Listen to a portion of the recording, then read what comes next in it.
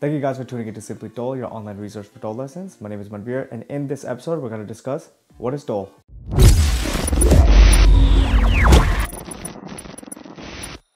If this is your first time here and you want to learn how to play Dhol and other Dhol related items, start now by subscribing and clicking on the bell so you don't miss anything. My guest in this video has contributed significantly to the Dhol and Bhangra community. In the short time that I got to spend with him last year, gave me a far better understanding of what Dhol is, where Dhol comes from, and about the Dhol players in India that I had before. Gibb Schreffler is an assistant professor of music and ethnomusicology at Pomona College. His diverse areas of expertise include the vernacular music and dance of the Punjab region. His interests include the ways that people engage with music to reaffirm and express their cultural values and social identities. Please help me in welcoming Gibb and thanking him for all of his contribution. Hey everybody, I'd like to introduce you to Dhol. This is Dhol. He comes from Punjab. His ancestors, his Dada, Pardada, Sekar Dada, probably came from the Persian cultural areas and Persian speaking areas to the west of Punjab and may have been called Dhol. But by the time he's coming to Punjab, this Persian Western culture comes in and blends at the meeting point of the Punjab, the land of the five rivers, and melds with Indian cultural sensibility of language and culture and music, and we get Dhol. The name of Dhol has a certain sweetness to it, I think. You may have heard the word Dhol in reference to one's beloved. So, for example, you can sing the song from West Punjab, Pave na jane, menda to javani amane. Speaking of your beloved named Dhol.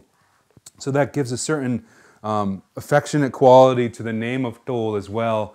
And I think it also reinforces the idea that Dhol is a male instrument. It's thought of as a male, and many players think of it as an anthropomorphized object, as an object that is thought of as a human being. And this particular human being is a male human being. This is the belly of their Dhol, his cook. Okay, this high side is considered to be his head, and this low side is considered to be his bottom. And of course, we have Dhol sitting in this way because one would not turn one's friend and make them sit on their head. Dhol has his clothing as well. These pumern are considered to be like the dress of the Dhol. So right now what I'm doing is I'm dressing the Dhol, putting on his clothes, and when I would finish playing Dhol, I would undress the Dhol. And I'm even turning Dhol in the correct direction here as I get him dressed. And if I were to undress the Dhol, I would do that in the opposite direction as well. Okay? We treat the Dhol like it's a being. You know, I think many would feel that if you're in the room with the Dhol, there's some other kind of presence that's in there with you. And of course, you give satkar to the Dhol before you play, acknowledging its kind of essence, the kind of soul that it has as well. If the Dhol were to, say, break completely and you couldn't use it anymore, one tradition is to wrap that up nicely in cloth and send it down the river, and that way give it burial to it effectively in that way. You may notice as well that I am being a little strict here in that I haven't taken the sticks for Dhol. Excuse me, I'm going to bend down here.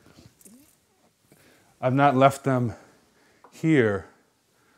I'm unable to do this according to the wishes of my ustad, who would say, take those off, acha nahi lagda, that this is like putting the sticks and leaving them on top of the head of the instrument again. And you may notice as well that I have the Dhol sitting on this seat, and I've kept it off above the ground in a similar fashion. Dhol, I would say, has a voice. What does Dhol do? It's a communicative tool of Punjabis. It speaks in a very particular vernacular voice, the voice of the common people, I would say. Its ancestors that came through the Persian-speaking courts were in a royal setting, in kind of a highfalutin national state setting. But then throughout the generations, Dhol descends down to the common people by the time of the mid-18th century, the time of Vada Shah. We can read in Vada Shah Dihir that the Dhol has become a regular village instrument with the current pronunciation of the name and with the current type of everyday function that it has. And I think the voice is distinctive. Part of the sound of Dhol comes from, it's the classic shape. When you're hitting one side, the sound you're creating is actually forcing air through and going back and hitting the other side and then coming back. And that happens for both sides. And that's something particular about the timbre or sound quality of Dhol comes from that way. But not only the timbre, the sound quality of the Dhol is important in terms of giving a characteristic sound of the vernacular Punjabi voice, but what the Dhol says specifically is important. And in most traditional Dhol playing, you may call it folk Dhol if you like, what is played on Dhol is always a very specific message. And just like speech, we can't play with the words too much. We have to be clear about what the message is. And I'd make the analogy to a Morse code. For example, if you're calling for help on Morse code and you need to send an SOS, there's a certain pattern of strokes, long and short, that give us the idea of SOS. And that's, you don't want to mess that up. You don't want to change it to SOP. What would that be? Save our pizza or something like that. It has to be SOS consistently. And over and over and over again, that message is sent to make sure that it's clear. So many of what we might consider to be the folk rhythms of Dhol, there are a few that I would consider to be somewhat influenced by the classical music tradition. But the folk ones are pretty simple. And I'm just going to play one of those. This is one that Ustad Maliram showed me just the other day. I'm not much of a Dhol player these days. I'm out of practice. But this rhythm is simple enough and clear enough in its message that in one sitting I could easily get the message of it, retain that, and speak that back to you now. And this was a rhythm used for the start of a wrestling match.